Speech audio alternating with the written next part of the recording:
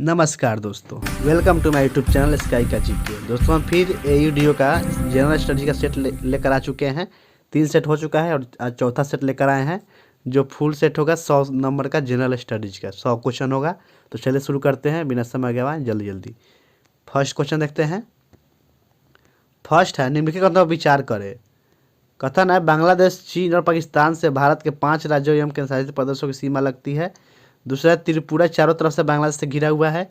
तीसरा है, भूटान और म्यांमार से भारत के 4 राज्य अपनी सीमा साझा करते हैं। उपयुक्त में से कौन सा कथन सही है? तो इसका आंसर ऑप्शन सी हो जाएगा, केवल तीसरा जो है सही है, यानी ये वाला सिर्फ सही है और ये दोनों कथन गलत है। नेक्स्ट क्वेश्चन, नेक्स्ट है 2 नंबर। जब एक ही फसल लंबे चौड़े क्षेत्र में उगाई जाती है तो उस कृषि प्रणाली को क्या कहा जाता है? तो इसका आंसर ऑप्शन ए हो जाएगा, रोपण कृषि। नेक्स्ट है, इस मृदा में ह्यूमस की मात्रा कम होती है। इस मृदा में कर्नाटक, केरल और तमिलनाडु में चाय और कॉफ़ी उगाई जाती है। यह विशेषता किस मिट्टी के संबंध में है? तो इसका आंसर हो जाएगा आपका ऑप्शन नंबर डी, लेटराइट मिट्टी के संबंध में है। नेक्स्ट 4 नंबर देखते हैं। चौथा प्रश्न है, निम्नलिखित कथनों पर विचार करें। पहला कथन है, विशाखापट्टनम एक भू आबाद पतन है। चेन्नई पतन एक प्राकृतिक पतन है। चेन्नई पतन का पोताश्रय सबसे गहरा है। उपयुक्त में से सत्य कथन का चयन करें। तो इसका आंसर ऑप्शन ए हो जाएगा, केवल एक जो है सही है, बाकी ये दोनों गलत है। यानी विशाखापट्टनम एक भू आबाद पतन है, ये सही है। नेक्स्ट क्वेश्चन, नेक्स्ट क्वेश्चन है 5 नंबर प्रश्न है, बृहद ट्रंक मार्ग किसे कहा जाता है? तो इसका आंसर हो जाएगा ऑप्शन नंबर ए, उत्तरी अटलांटिक समुद्री मार्ग को बृहद ट्रंक मार्ग कहा जाता है। नेक्स्ट क्वेश्चन देखते हैं। 6 नंबर प्रश्न है, परितंत्र को परिभाषित किया जा सकता है। तो इसका आंसर हो जाएगा ऑप्शन नंबर बी, जीवधारियों का आपसी संबंध एवं उनके एवं पर्यावरण के बीच का संबंध जिसमें वो रहते हैं उसको परितंत्र बोला जाता है।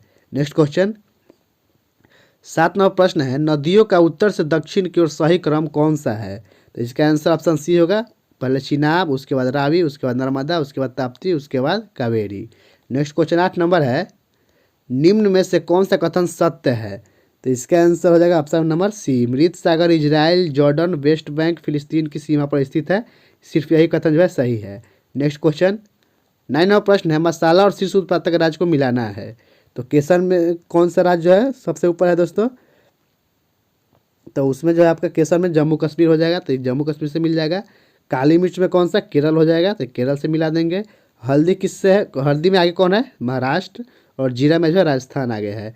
तो इसका आंसर कौन सा हो गया? Option number B. Next question 10 number प्रश्न है, भू अस्थायी उपग्रह के संबंध में कौन सा कथन सत्य नहीं है, यानी गलत कथन छांटना है। पहला कथन है, यह पश्चिम से पूर्व की ओर पृथ्वी की परिक्रमा करता है, सही है। दूसरा, इसका परिक्रमण काल पृथ्वी के परिक्रमण काल के बराबर होता है, ये भी सही है। तीसरा, इससे कक्षीय वेग 8 किलोमीटर प्रति सेकंड होता है, ये दो है गलत है कथन। नेक्स्ट चौथा कथन है, यह उपग्रह पृथ्वी की तल से लगभग 36,000 किलोमीटर की ऊंचाई पर रहकर पृथ्वी की परिक्रमा करता है, ये वाला कथन जो है दोस्तों सही है। तो इसका आंसर कौन सा हो गया? ऑप्शन नंबर सी हो जाएगा, जो गलत है। नेक्स्ट क्वेश्चन 11 नंबर प्रश्न है, सरल सूक्ष्मदर्शी की आवर्धन क्षमता क्या होती है?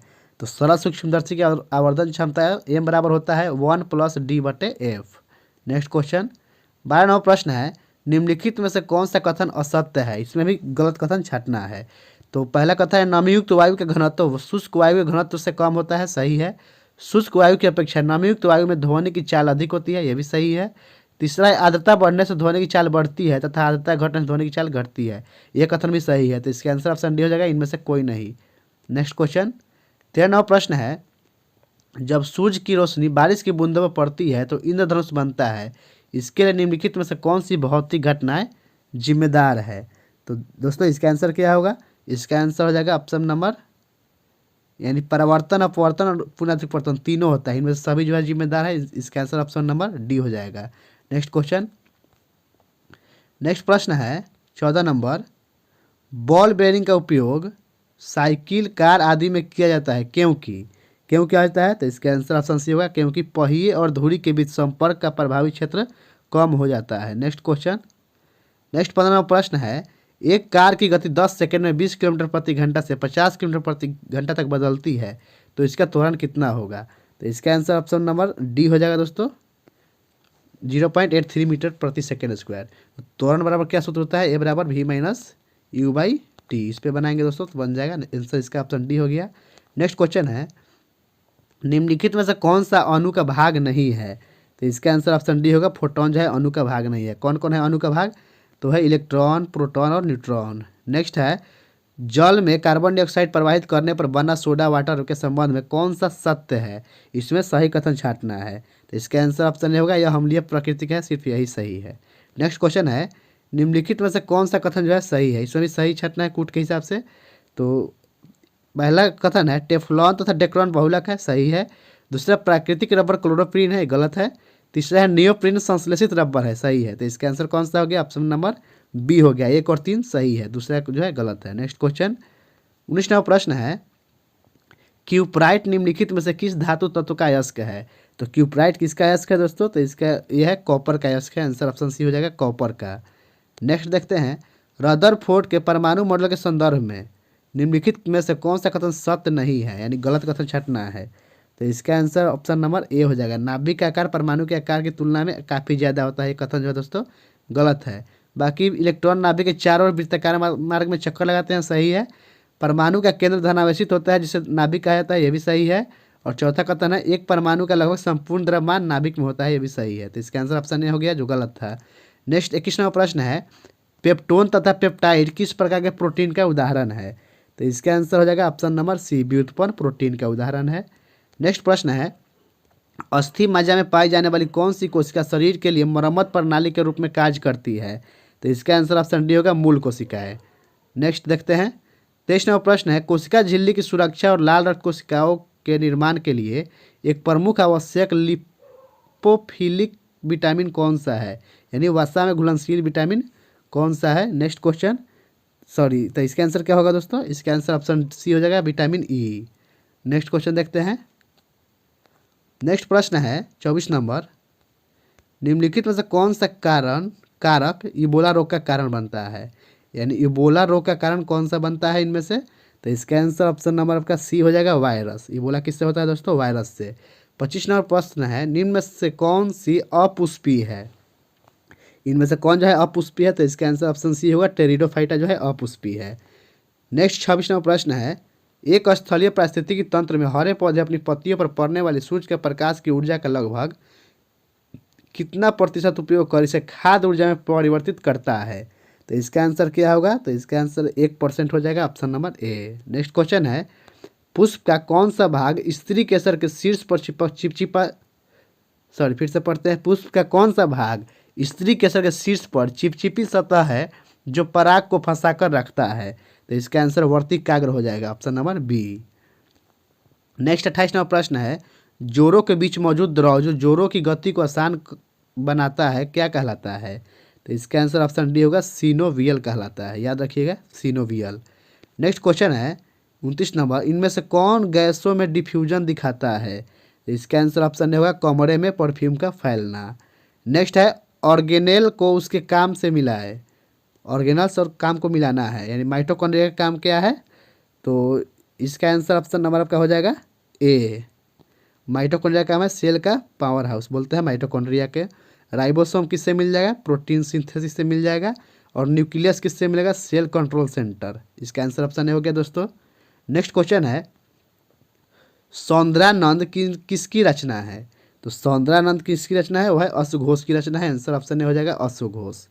नेक्स्ट 32वां प्रश्न है, निम्नलिखित में से प्रसिद्ध कुतुब मीनार के निर्माण में योगदान नहीं दिया था? तो कौन जो है इनमें से कुतुब मीनार के निर्माण में योगदान नहीं दिया था? तो इसका आंसर आपका हो जाएगा option number D, Ghiyasuddin Tughlaq. Next 33वां प्रश्न है, विश्व का पहला गणतंत्र वैशाली किसके द्वारा स्थापित किया गया? तो इसका आंसर ऑप्शन बी हो जाएगा, लिच्छवी के द्वारा। नेक्स्ट है, सिख धर्म के पवित्र ग्रंथ आदि ग्रंथ का संकलन कब किया गया था? तो इसका आंसर हो जाएगा 1604 में, ऑप्शन नंबर डी सही हो जाएगा, 1604 में। नेक्स्ट प्रश्न देखते हैं, 35वां प्रश्न है, प्रथम जैन सभा का आयोजन किस स्थल पर किया गया? तो प्रथम जैन सभा का आयोजन कहाँ किया गया था? पाटलिपुत्रा में। तो आंसर ऑप्शन भी होगा, पाटलिपुत्रा में। कब किया गया था दोस्तों? तो 310 ईसा पूर्व में किया गया था।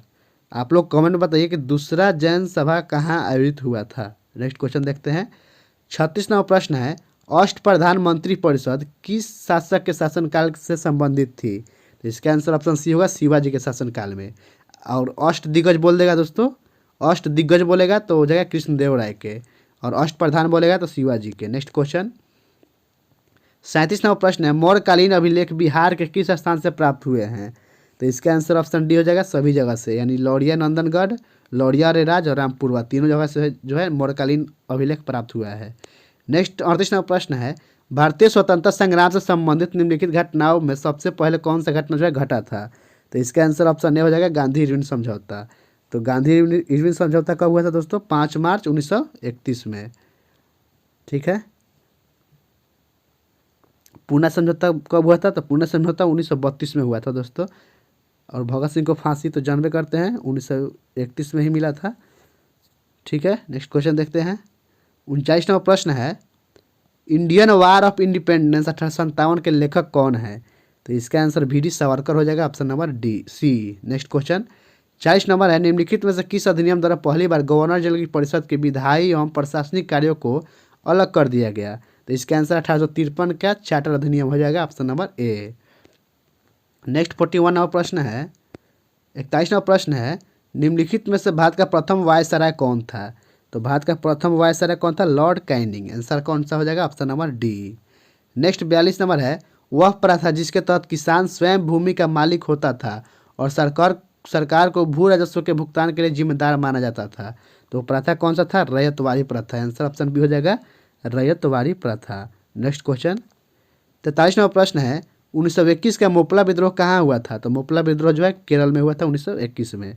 नेक्स्ट क्वेश्चन देखते हैं 44वां प्रश्न है, वुड डिस्पैच के बारे में निम्नलिखित में से कौन सा कथन जो है सही है?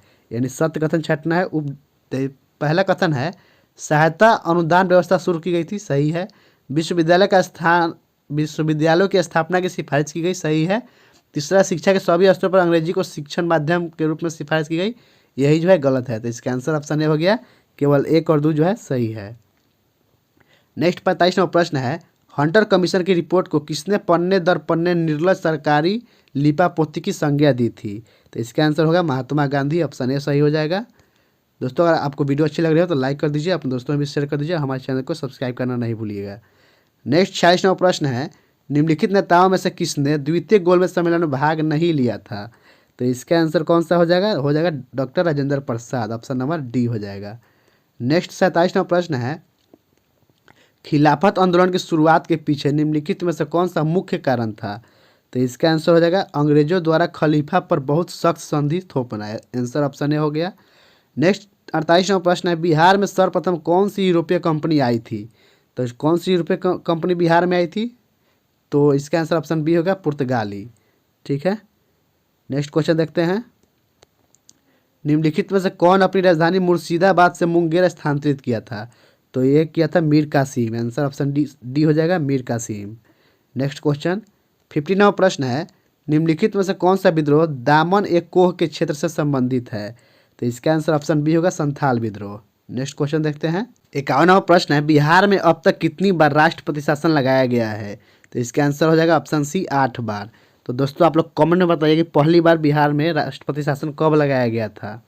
ठीक है। नेक्स्ट क्वेश्चन 52वां प्रश्न है, जिला परिषद अध्यक्ष अपना इस्तीफा किसे सौंपता है? तो जिला परिषद अध्यक्ष अपना इस्तीफा जो है जिला मजिस्ट्रेट को सौंपता है। आंसर ऑप्शन हो जाएगा, जिला मजिस्ट्रेट। नेक्स्ट 53 नंबर प्रश्न है, प्रावधान और अनुच्छेद को मिलान करना है दोस्तों, तो चले मिलाते हैं।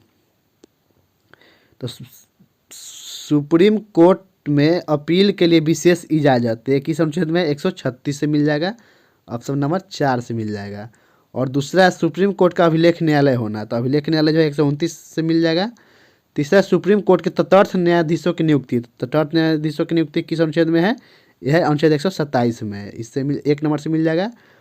और आपका चौथा, सुप्रीम कोर्ट का प्रारंभिक क्षेत्राधिकारी है अनुच्छेद 131 में दोस्तों, याद रखिएगा, ये सब इंपॉर्टेंट है।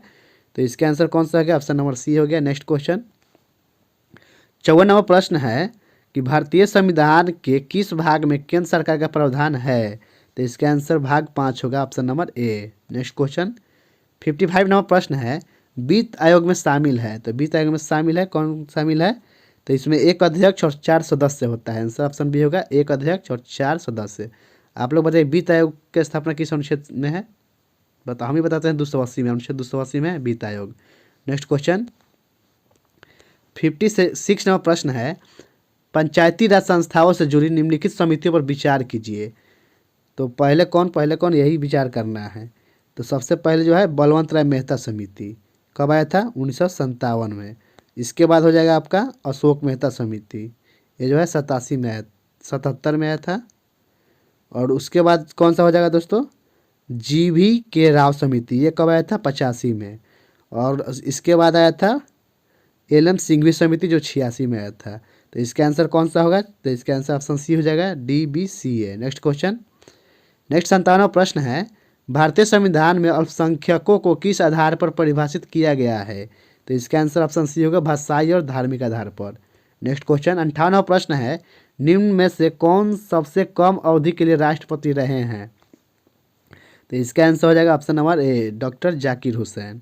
नेक्स्ट क्वेश्चन 59वां प्रश्न है, स्वतंत्र भारत में प्रथम विधि आयोग के अध्यक्ष कौन थे। तो ये थे ये थे ऑप्शन नंबर डी सही हो जाएगा, MC सीतलवार। स्वतंत्र भारत में प्रथम विधि आयोग के अध्यक्ष कौन थे, MC सीतलवार। नेक्स्ट क्वेश्चन, नेक्स्ट है, राज्य सरकार के संवैधानिक प्रमुख राज्यपाल को निम्नलिखित शक्तियों संबंधी अधिकार प्रदत्त किए गए हैं। तो इसका आंसर हो जाएगा आपका ऑप्शन नंबर डी, उपयुक्त सभी, यानी विधायिका शक्ति, न्यायपालिका शक्ति और कार्यपालिका शक्ति तीनों मिला है। नेक्स्ट क्वेश्चन देखते हैं, 61वां प्रश्न है, निम्नलिखित कथनों पर विचार कीजिए, सत्य कथन का चयन करें। तो यानी सही कथन चुनना है। पहला कथन है, गोरवाला समिति की संस्तुति के फलस्वरूप भारतीय स्टेट बैंक की स्थापना हुई, सही है। दूसरा कथन है, 6 वाणिज्यिक बैंकों का राष्ट्रीयकरण 15 अप्रैल 1980 को हुआ था, सही है। तो इसका आंसर ऑप्शन सी होगा, दोनों कथन जो है सत्य है। 62वां प्रश्न, निम्न उपायों में से कौन सा भारतीय भुगतान संतुलन स्थिति को सुधारने में सक्षम नहीं है। तो इसका आंसर ऑप्शन डी हो जाएगा, निर्यातों पर अधिक कर लगाना जो है सक्षम नहीं है। नेक्स्ट 63वां प्रश्न है, रेपो दर से क्या तात्पर्य है। तो इसका आंसर ऑप्शन ए होगा, जिस ब्याज दर पर रिजर्व बैंक द्वारा वाणिज्यिक बैंकों को पैसा उधार दिया जाता है उसको क्या कहते हैं, रेपो रेट। नेक्स्ट 64वां प्रश्न है, मिलान करने वाला ये भी है, तो चलिए मिलाते हैं। तो इसका आंसर जो है हो जाएगा आपका ऑप्शन नंबर सी हो जाएगा, यानी पहला क्रम मिलेगा 4 से। राष्ट्रीय मानवाधिकार आयोग किससे मिल जाएगा, 1993 में स्थापना हुआ था। केंद्रीय सतर्कता आयोग, इसका स्थापना कब हुआ था, तो ये हुआ था 1964 में। प्रवर्तन निदेशालय, तो इसका स्थापना जो है 1956 में हो जाएगा। और केंद्रीय अन्वेषण ब्यूरो, तो ये जो है 1963 में हो जाएगा दोस्तों, तो ये दूसरा से मिल जाएगा। नेक्स्ट क्वेश्चन देखते हैं, नेक्स्ट प्रश्न है आपका, निम्नलिखित युग्मों पर विचार करें और सही सुमिलित युग्म का चयन करें। यानी इनमें से कौन कौन सा युग्म जो है सही सुमिलित है। तो इसका पहला है, प्राथमिक क्षेत्र में वानिकी मत्स्य पालन आता है, सही है। दूसरा, द्वितीय क्षेत्र में खनन और उत्खनन आता है, तो यह है दोस्तों गलत है। रियल एस्टेट तृतीय क्षेत्र में आता है, सही है। और तकनीकी कौशल चतुर्थ क्षेत्र में आता है, यह भी सही है। तो इसका आंसर हो गया ऑप्शन नंबर ए, 1, 3 और 4 सही है और दूसरा गलत है।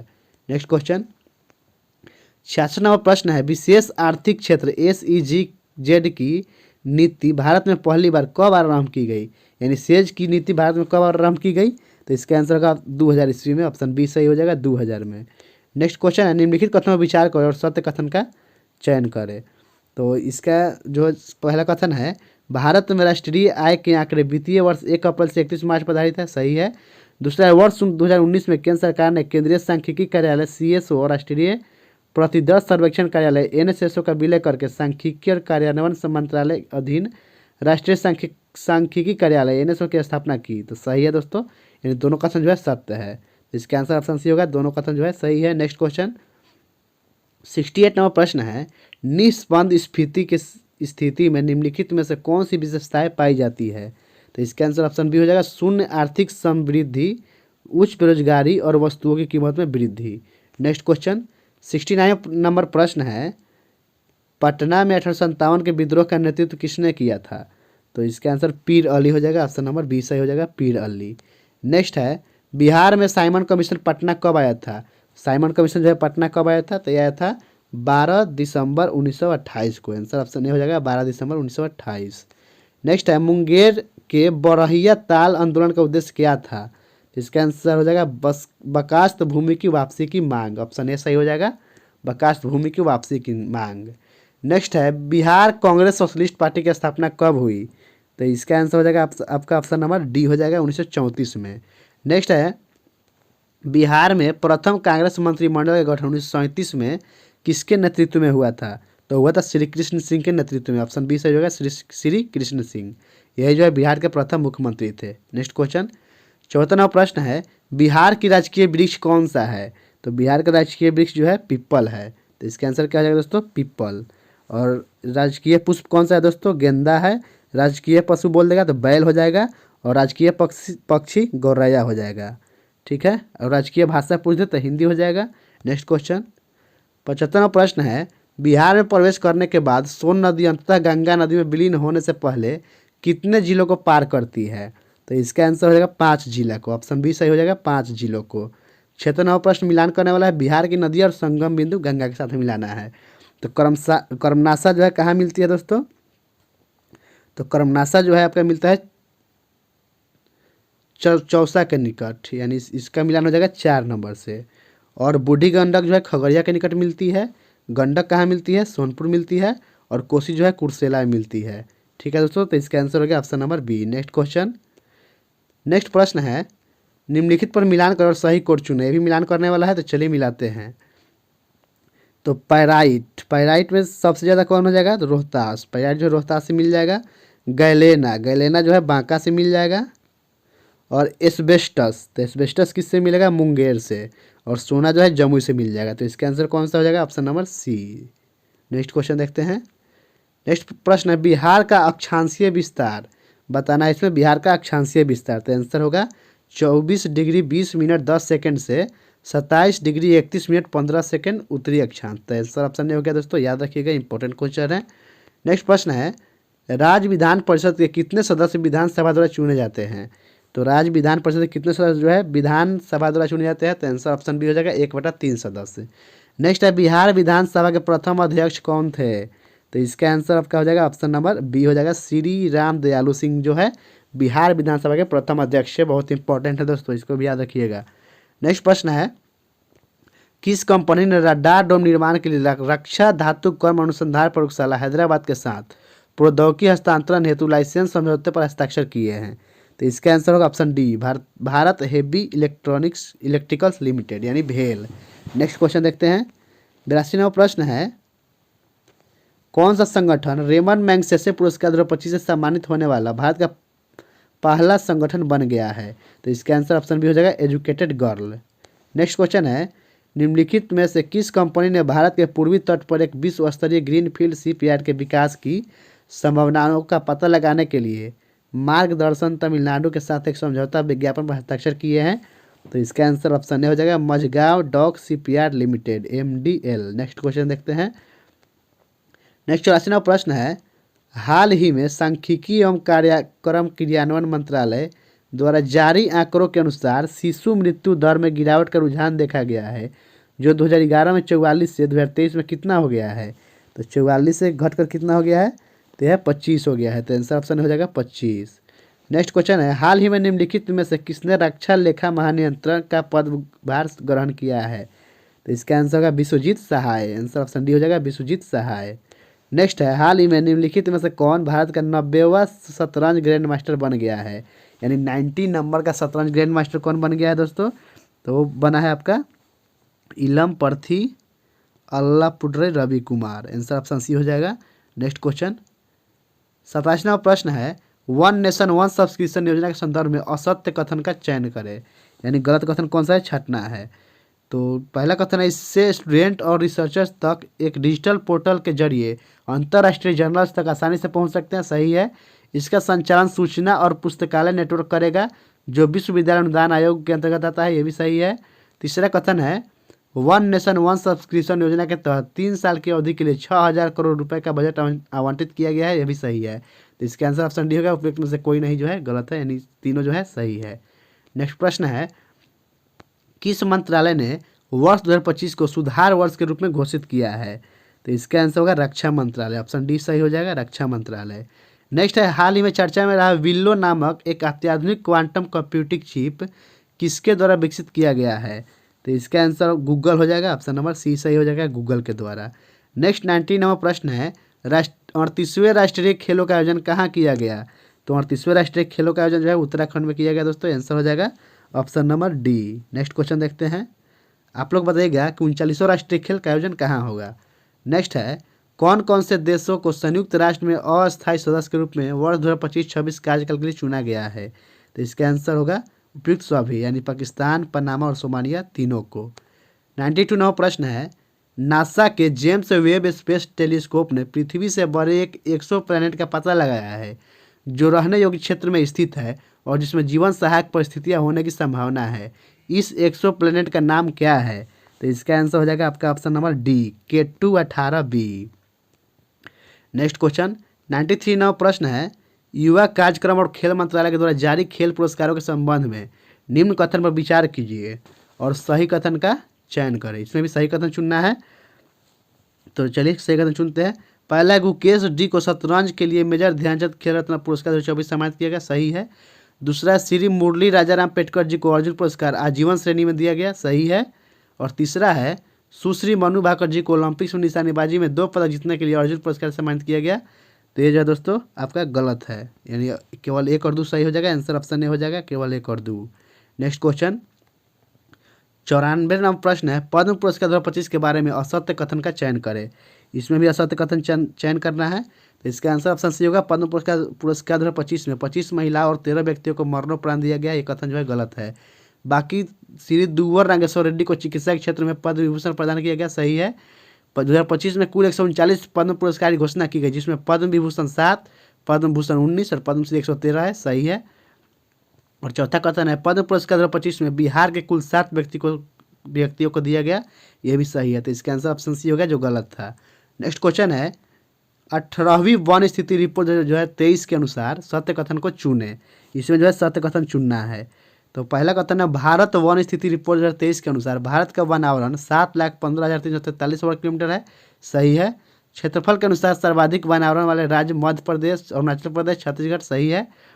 वन स्थिति रिपोर्ट 2023 के अनुसार कुल भौगोलिक क्षेत्रफल का 21.76% है, सही है। तो इसका आंसर ऑप्शन डी होगा, उपयुक्त सभी कथन जो है सत्य है। 96 नंबर प्रश्न है, बिहार बजट 2025-26 बिहार सरकार द्वारा विधानसभा में कब प्रस्तुत किया गया? तो इसका आंसर आपका हो जाएगा ऑप्शन नंबर ए, 3 मार्च 2025 को प्रस्तुत किया गया। 97 नंबर प्रश्न है, बिहार आर्थिक सर्वेक्षण 2024-25 के अनुसार देश में सबसे तेजी से विकास करने वाले राज्यों में बिहार का स्थान कौन सा है? तो इसका आंसर ऑप्शन बी होगा, दूसरा स्थान है। 98 नंबर प्रश्न है, वन स्थिति रिपोर्ट 2023 के अनुसार बिहार में वृक्षावरण सहित कुल वनावरण क्षेत्र कितना है? तो इसका आंसर हो जाएगा ऑप्शन नंबर सी, 9902.66 वर्ग किलोमीटर। 99 नंबर प्रश्न है, बिहार में गंडक नदी के किनारे राज्य का पहला घड़ियाल अभयारण्य का निर्माण किस जिला में किया जाएगा? तो इसका आंसर होगा गोपालगंज जिला, ऑप्शन ए सही हो जाएगा, गोपालगंज जिला। लास्ट प्रश्न है, गणतंत्र दिवस समारोह के अवसर पर 8 वर्ष बाद बिहार की झांकी निकाली गई। इस झांकी में घोड़ा कटोरा जलाशय में स्थित भगवान बुद्ध की मूर्ति को दिखाया गया है। घोड़ा कटोरा जलाशय कहाँ स्थित है? तो यह है जो राजगीर में स्थित है, आंसर ऑप्शन बी हो जाएगा। तो थैंक यू दोस्तों, आज का वीडियो समाप्त होता है। मिलते हैं नेक्स्ट वीडियो में। अगर आपको वीडियो अच्छा लगे तो इसको लाइक कर दीजिएगा और अपने दोस्तों में भी शेयर कर दीजिएगा। तब तक के लिए टाटा बाय बाय दोस्तों।